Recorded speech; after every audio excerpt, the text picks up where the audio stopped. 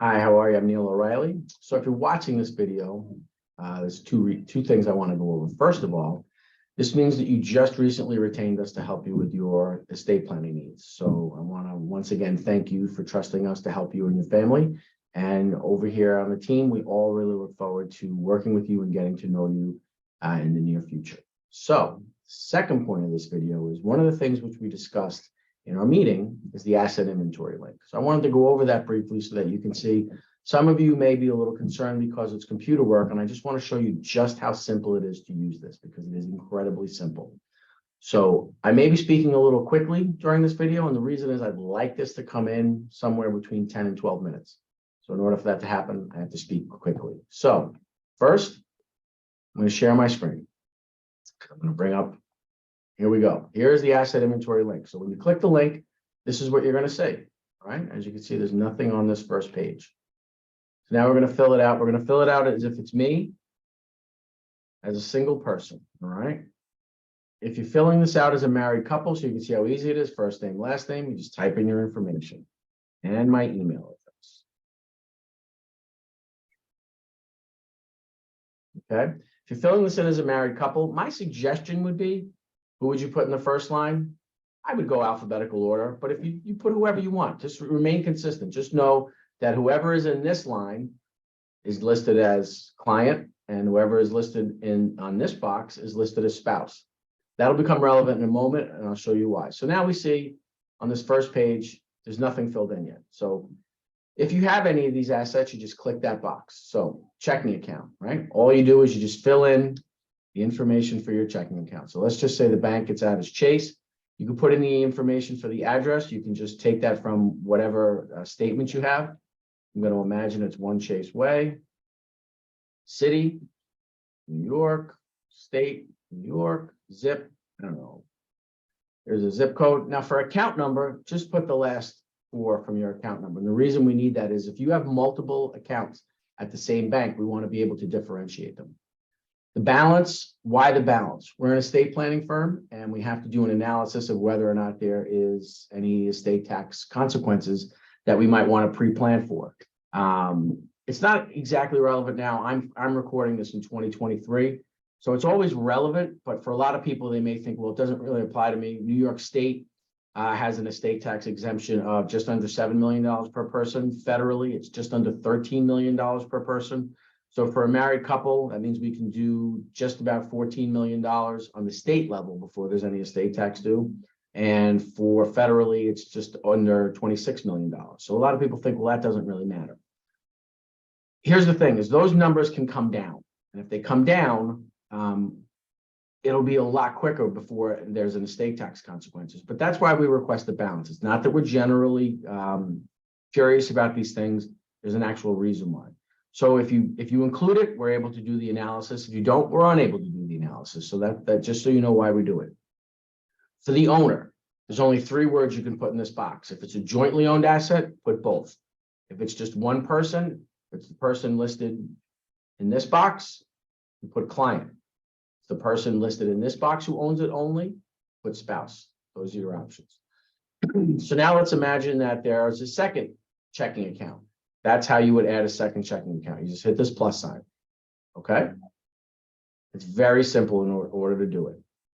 Now, I managed to erase this information, but as you can see, it's very simple to put it back in.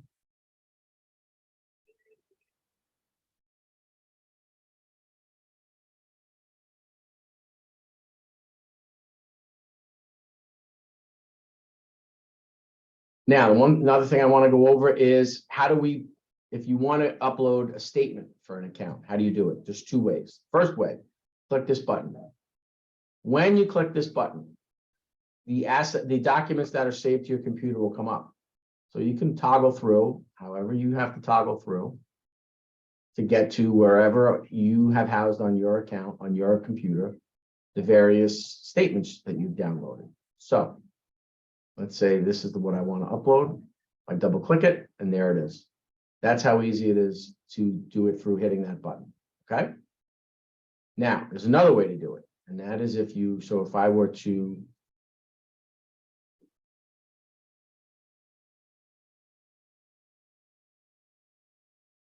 Okay, when I hit this button down here, this just brings up all the documents that I've saved to my computer. And this way, if I do it that way, I just drag it and drop it.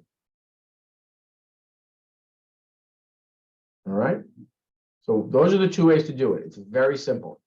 In order to save a document to your computer, there's two ways you can do it. One, you can do it directly from the website of the financial institution, or two, you could scan it to your computer. Once it's saved to your computer, that's how simple it is to include those statements with what you're going to present to us. All right, so now let's go to the next page, because that's where there's assets throughout this. So now let's say brokerage account. Okay, same thing for your brokerage account. It's that simple to do. Let's say I get to this point and I have to leave. I can't continue. So I say save and continue later. Now this is what you will see. You'll get this page to come up. So what you do is you put your email address.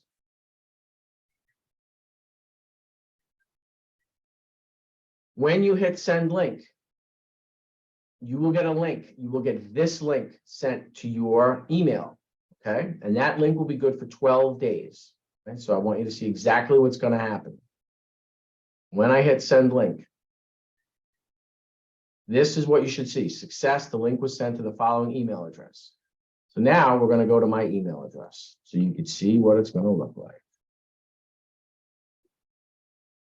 At my email address, boom, O'Reilly Law, link to continue client assets information.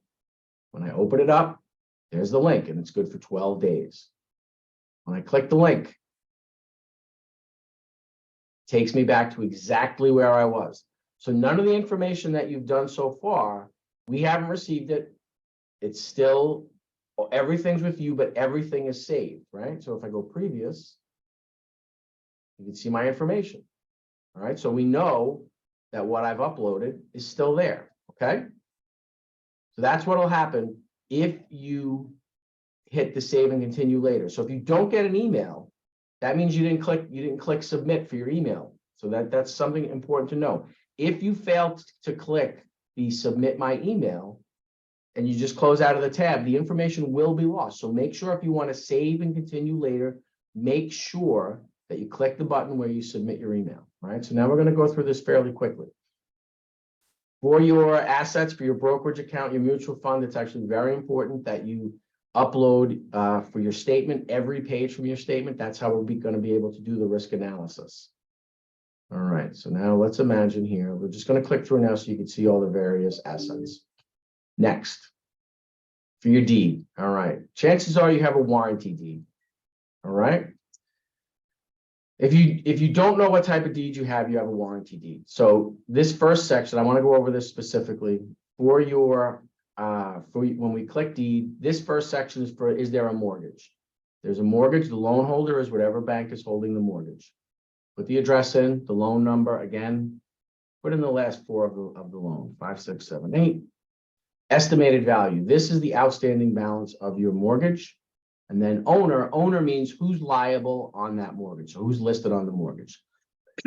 All right. So then for the property, you could put asset name, put any name you want. Maybe it's your primary residence. Maybe it's 3-unit rental Beach Road. Okay. Whatever would adequately describe it. For property, just put in residential or rental or commercial, whatever it would be, put that in there. And then the rest remains the same. Property address, your zip code. You don't have to put the encumbrances value because that's already up here. But for parcel ID, this would be block and lot. And you can find that on your deed, okay? Now the next thing is, if you could include a copy of your deed, that's great. If you can't, who's the deed vested to? Who's listed on the deed? Just list the name of the people listed on the deed. For the rest of these things, deed of trust recording date, deed instrument number, don't worry about these. Deed county, this is where the property is located. So just list the county where it's located, okay? And if you have your title insurance, list the company and the policy number, that'd be perfect. Again, upload any of the files that you wish to upload.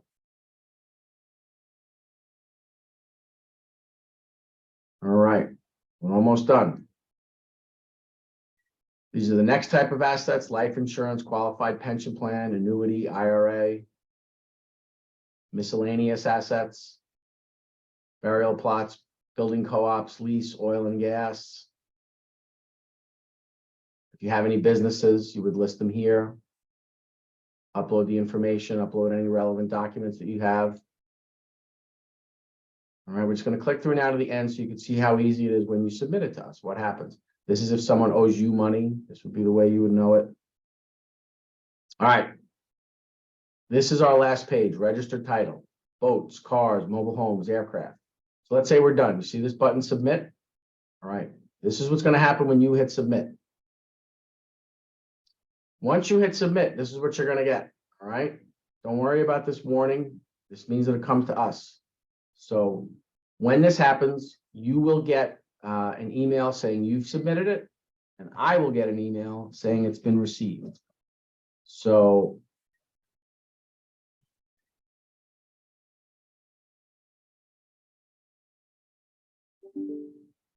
new submission. All right. That's what I get right away. So that's how simple this process is.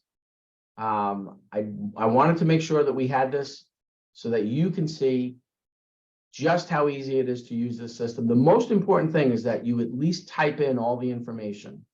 If you are not someone who doesn't have a scanner, let's say you only have paper documents and you don't have a scanner, don't worry about it.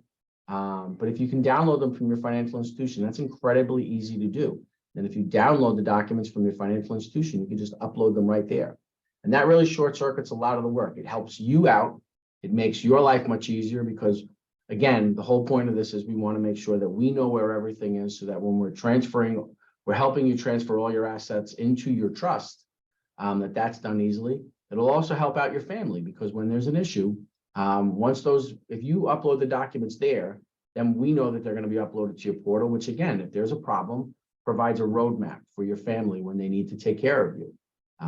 So if there's any questions, remember, you can give us a call here at the office. We're more than happy to help. But I hope with this short tutorial, you see just how simple it is to use this system.